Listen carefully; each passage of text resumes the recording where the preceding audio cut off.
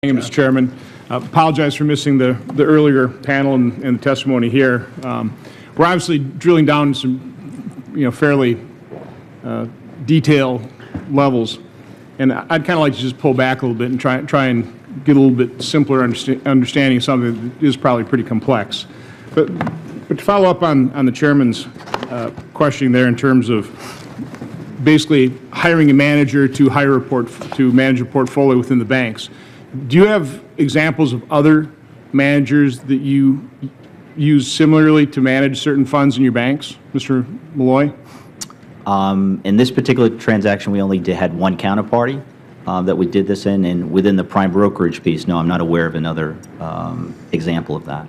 No, I'm talking about just other managers that do other mutual funds that your bank holds for your customers.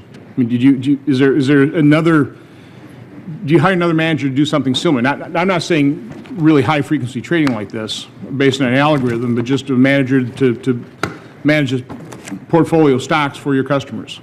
I really couldn't speak across the bank. I wouldn't be surprised if there was one, but I'm just not aware of one. Mr. Ramakrishna, does Deutsche Bank have something similar to that you can point to? In the asset management division, we definitely have external managers who are often hired to manage portfolios for customers. We have a couple of external managers on our own platform, which are going to be phased out very, very soon, which manage money for us. Is there, other than the frequency of the trades or the number of stocks they buy and sell, is there any real difference between how your relationship is with those managers versus with Renaissance? They also run portfolios of similar, if maybe a little smaller size, with a large number of names. And they may not use the same algorithms or the same frequency of trading, but they do trade a lot. But again, your guidelines in terms of how you deal with those managers, is it similar or identical? In other words, you hire them to manage a particular fund that you make available to a potential customer, and you're selling a mutual fund that could be bought and sold with a capital gain attached to it? I would characterize the rules we used for Renaissance as much tighter. We had constraints on liquidity, concentration, size of position, which stocks they could actually trade, sector concentrations, country concentrations that we'd never put on any other manager, because at some level that's their strategy and they want to run it, it's fine. The reason we ran these portfolios this way was because of the risk we ran in this portfolio. But again, the guidelines in terms of how you manage your manager, they're different guidelines, but is it similar? I mean, you have guidelines that you work with the manager to manage a portfolio of stocks or bonds or options or whatever type of investment vehicle there is. I mean, again, I'm just trying to figure out if there's something similar to Renaissance in terms of structure, not necessarily in terms of frequency of trade. Not really, no. So this is pretty unique. It is pretty unique, yes. As I'm studying this and getting prepared for this, what this appears to be is a question of form over substance. I mean, is that a basically true statement, Mr. Malloy? I mean, the form of how you've structured this deal versus the actual substance of what's happening? Again, the way in which this is structured is as an option and has those features in it. I don't know if I actually understand the question. Isn't that, let me just ask, to what extent has this been adjudicated in any kind of tax court or through the IRS? I mean, I've seen some memorandums passed. I mean, is this really being looked at? Do you think this is going to eventually go before a tax court? As I understand it, there's an ongoing, it's a better question, obviously, for probably Renaissance, but. Okay, sir. Thank you, Senator. Yes, as I said in my opening statement, the IRS has been, we've been in conversation with the IRS for about 6 years now on this. They've had full transparency. They understand the structure very well, and we're in the midst of that process. We're hopefully going into the appellate level of the IRS shortly. So has this gone before a tax court at all? You're saying the appellate level? Not You're yet. just No, working through the. we're still working through the administrative process. Okay. Mr. Malloy, earlier questioning by the chairman was really talking about control. There's different levels of control based on tax versus accounting standards versus potentially SEC. Mike, how many different bodies do you have to comply with in terms of determining whether, for example, Barclays would control a particular entity? I think it really comes down to what aspect of the transaction you're going to. From my lens, when I think about control, it's who ultimately has, who is the beneficial owner of the assets and whether you can actually use the assets. No, the point I'm trying to make is, back in my former life, grappling with similar different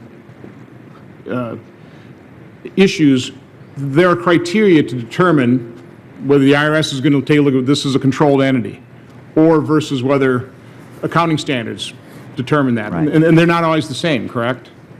Correct, although you have the advantage there. I'm neither an attorney or a tax attorney, but as I understand it, yes. Mr. Ramakrishna, can you speak to that? I mean, how many different bodies do you report to that you have to try and comply with in terms of determining whether or not a particular group is under control of your bank?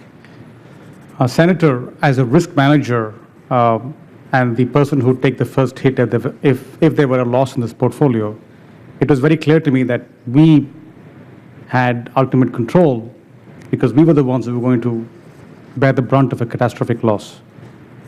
We did give the investor permission to trade, the investment manager, permission to trade in the account. And we had an option whose delta was essentially managed by this investment manager. But it was very, very clear to me that if there was a loss, it would be on my head and on Deutsche Bank's head, not on the investor's court. So in my mind, at least, control was very, very settled. I don't know the legal ramifications of what control means for other organizations. I'm sure there are accounting and tax standards. I don't know them, though. Okay. Mr. Silber, do you know the point I'm trying to make here?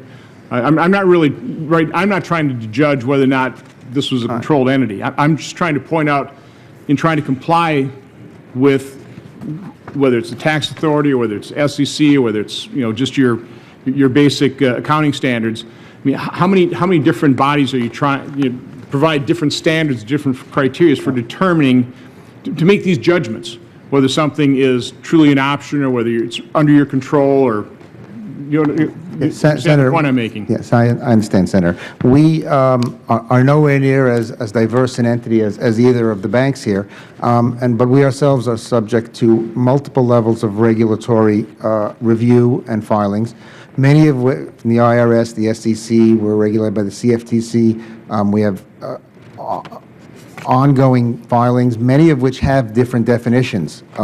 You use the example of control. That is important in some of the filings and not in the others. Even something as simple as assets under management under either our U.S. generally Canada accounting statements filings versus Form PF, which the SEC, we now file with the SEC regularly. Definitions of similar words will differ across for different purposes for different agencies. Tax standards usually are different than accounting standards. Those are the ones that I'm most familiar with. But we have a variety of reporting regimes that we file under, and the definitions are not always consistent. So suffice to say, it's very difficult to comply. We do our best. With all the different standards, with all the people we report to. I wouldn't say it's difficult. We put a lot of time into it. We do comply, but sometimes it's very hard to compare two set of filings and try and get them to reconcile. They may be using different definitions. So, as I say, I use the example of assets under management, for example, should be fairly straightforward English. Different purposes will give different results, and both will be correct under the applicable rules. So, in really kind of trying to drill down in terms of what's the appropriateness of these transactions, of this relationship, it really, you're going to have to, if it's a tax issue, you really have to go through the tax authorities and take a look at exactly their rules versus if we're going through accounting standards and reporting, you're going to have to go through the SEC and figure out. Yes. And it's a little more difficult in a setting like this where we're talking sometimes across purposes about different standards between different agencies. I mean, is that basically correct? Yes, I believe so, Senator. Okay. I have no further questions, Mr. Chairman. Thank you.